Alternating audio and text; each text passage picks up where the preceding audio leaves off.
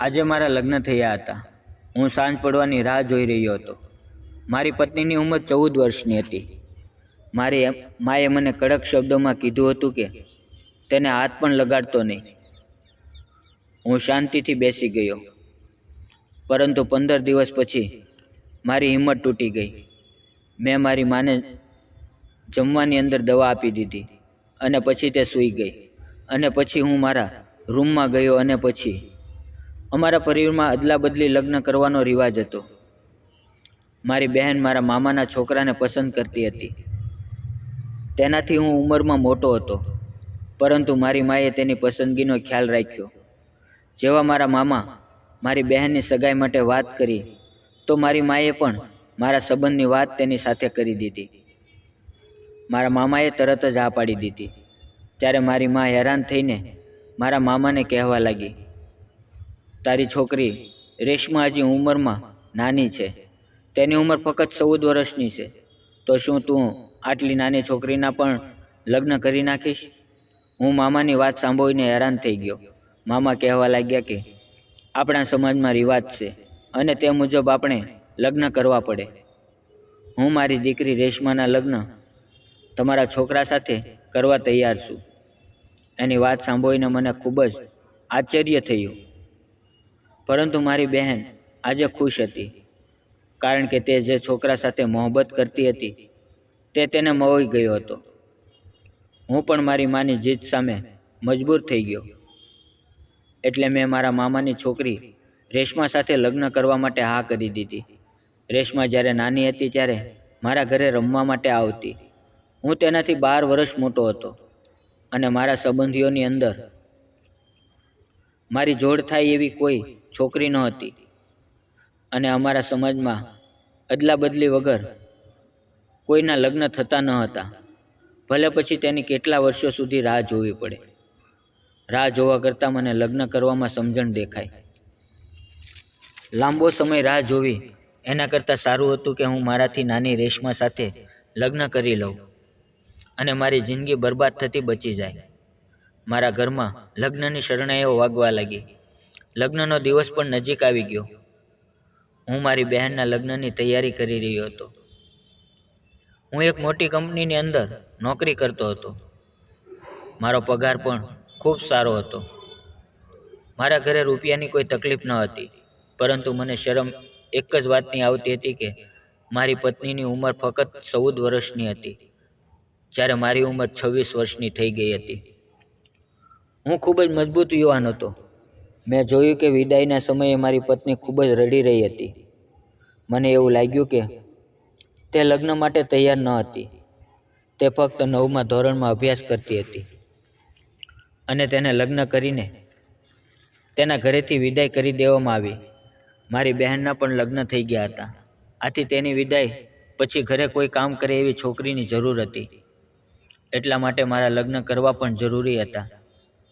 એટલે મારી માએ મારા લગ્ન મારા મામાની છોકરી સાથે કરી દીધા. નાની એવી દુલ્હન લાલ જોડાની અંદર ખૂબ જ રડી રહી હતી. મને ખૂબ જ ગુસ્સો આવી રહ્યો હતો. હું મારો બધો ગુસ્સો તેની ઉપર ઉતારવા માંગતો હતો અને વિચાર્યું કે આજે મારો તમામ ગુસ્સો તેની ઉપર ઉતારી દઈશ. પણ મારી માની વાત સાંભળીને હું હેરાન થઈ ગયો. તેણે મને બાજુમાં બોલાવ્યો અને મને કહ્યું, રેશમા ખૂબ જ ડરી ગયેલી છે, એટલા માટે આજે પહેલી રાત્રે તેને કાંઈ કહેવાની જરૂર નથી અને આજે હું તેની પાસે સૂઈ જઈશ. તેની વાત સાંભળીને મને મારી મા ઉપર એટલો બધો ગુસ્સો આવ્યો કે હું તમને જણાવી નથી શકતો.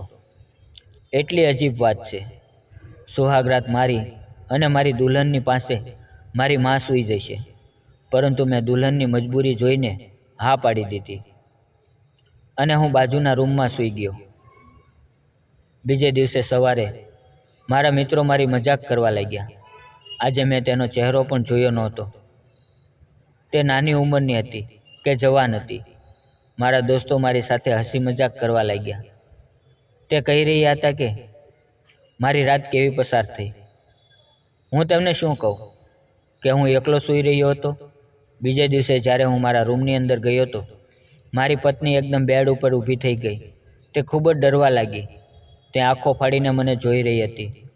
જ્યારે મેં તેને ખૂબ જ પ્રેમથી કહ્યું, ડરવાની જરૂર નથી, હું તારો પતિ છું, પરંતુ હું તારી સાથે કોઈ ખોટું કામ નહીં કરું. હું તેને આશ્વાસન આપી રહ્યો હતો, પરંતુ તે એટલી બધી ડરેલી હતી કે દોડીને બહાર જતી રહી અને મારી મા પાસે છુપાઈને બેસી ગઈ. થોડી વાર પછી મારી મા મારી રૂમની અંદર આવ્યા અને મને કહેવા લાગ્યા કે મેં તને સાફ સાફ ના પાડી હતી કે આ છોકરીને ડરાવવાની જરૂર નથી. શું તારાથી તારા ઉપર કંટ્રોલ નથી થતો? હું મારી માની વાત શાંતિથી સાંભળી રહ્યો હતો. મેં તેને કોઈ જવાબ ન આપ્યો અને ગુસ્સાથી ઓશિકાને આમથી તેમ ફેંકવા લાગ્યો. મારી માએ કહ્યું, જ્યાં સુધી તેનું દિલ અને દિમાગ તૈયાર ન થઈ જાય ત્યાં સુધી તું તેની પાસે નહીં જતો. કંઈક એવું ન થાય કે તે એટલી બધી ડરી જાય અને પોતાના પિતાજીને ઘરે જતી રહે અને ત્યાં જઈને તારી બહેનને પણ તકલીફ ઊભી થાય. હું ચૂપ રહ્યો અને વિચારી રહ્યો હતો કે હું કેટલો સમય મારી પોતાની જાત ઉપર કંટ્રોલ કરું. અમે બંને એક જ રૂમમાં સૂતા હતા અને તે પૂરી રાત એક માસૂમ છોકરીની જેમ સૂઈ રહેતી. તેને કોઈ પણ વાતનું ભાન ન હતું. એક દિવસ મારા દિલે પણ મને જવાબ આપી દીધો. એક દિવસ હું મારા મકસદની અંદર કામયાબ થઈ ગયો, પરંતુ તે રાત્રે રેશમા ખૂબ જ રડી રહી હતી. મેં પતિ હોવાનો તેની પાસેથી હક લઈ લીધો, પરંતુ તે મારી પત્ની બનવા માટે પોતાના મનથી તૈયાર ન હતી. તે માટે તે રડવા લાગી. રડી રડીને તેની હાલત ખૂબ જ ખરાબ થઈ ગઈ હતી. તેને રડતી જોઈને હું ખૂબ જ ગભરાઈ ગયો અને મેં તેને કહ્યું, રેશમા, તું મારી પત્ની છે. મને પૂરેપૂરો હક છે કે હું તારી સાથે પતિ જેવો વ્યવહાર કરું. મેં 1 મહિના સુધી તારી રાહ જોઈ છે. હવે મારાથી વધારે રાહ નહીં જોઈ શકાય.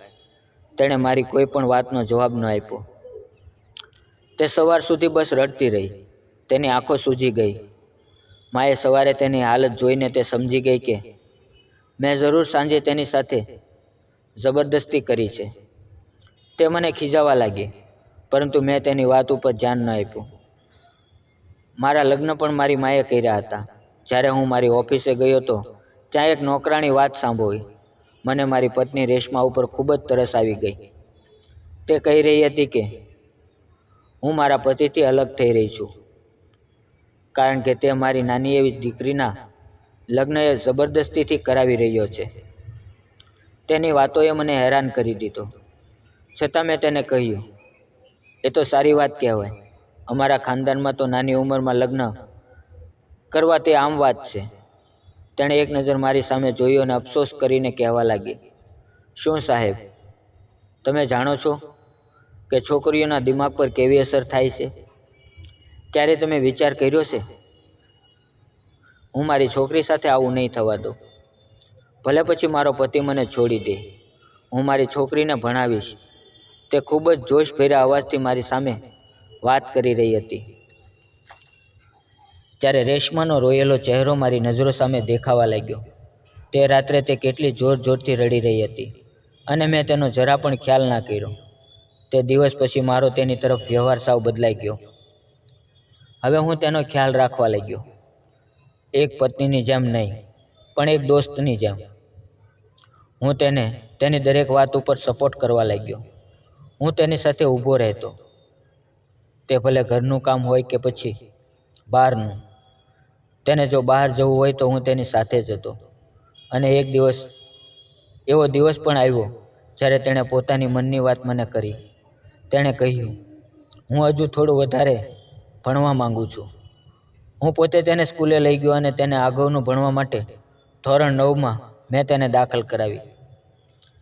તે ખૂબ જ ખુશ થઈ ગઈ. એક છોકરી જેવી ખુશી તેના ચહેરા પર આવી ગઈ અને હું પણ તેને ખુશી જોઈને ખૂબ જ ખુશ થઈ ગયો. એ વાત સત્ય છે કે તે નાની ઉંમરમાં મારી પત્ની બની ગઈ હતી, પરંતુ મેં તેની ખુશીની સાથે નાઇન્સાફી ના થવા દીધી. એમ જ 3 થી 4 વર્ષ જતા રહ્યા. તેણે ધોરણ 12ની પરીક્ષા પાસ કરી અને તે મને કહેવા લાગી, તમે મારા મા બાપથી પણ વધારે મારી જિંદગીની અંદર સ્થાન ધરાવો છો, કારણ કે મારા મા બાપે તો પોતાના છોકરા માટે મારી બધી ખુશીઓને કુરબાન કરી દીધી, પરંતુ તમે મને એક મિત્રની જેમ સાથ આપ્યો. હું આખી જિંદગી તમારી સાથે ઈમાનદારીથી વિતાવીશ. તેના મોઢેથી આ વાત સાંભળીને હું ખૂબ જ ખુશ થઈ ગયો. આજે તેણે મારી સાથે પોતાના પ્રેમનો ઇઝહાર કરી દીધો અને હું પણ એની રાહ જોઈ રહ્યો હતો. એક દિવસ એવો આવશે જ્યારે તે મને પોતાનો પતિ સ્વીકાર કરશે અને મારી આગળની જિંદગી તેની સાથે આનંદથી પસાર થાય. મિત્રો, વાર્તા કેવી લાગી તે કોમેન્ટ બોક્સની અંદર કોમેન્ટ કરીને જરૂર જણાવજો. અને જતાં પહેલાં વિડીયોને લાઈક અને ચેનલને સબસ્ક્રાઈબ કરવાનું ના ભૂલશો. ફરી મળશું આવતીકાલે એક નવા વિડીયોમાં. ત્યાં સુધી આવજો. અને જો તમે કોઈ પણ જગ્યાએ બાળ વિવાહ થતા જુઓ તો અટકાવવાનો પ્રયાસ જરૂર કરજો. ધન્યવાદ મિત્રો.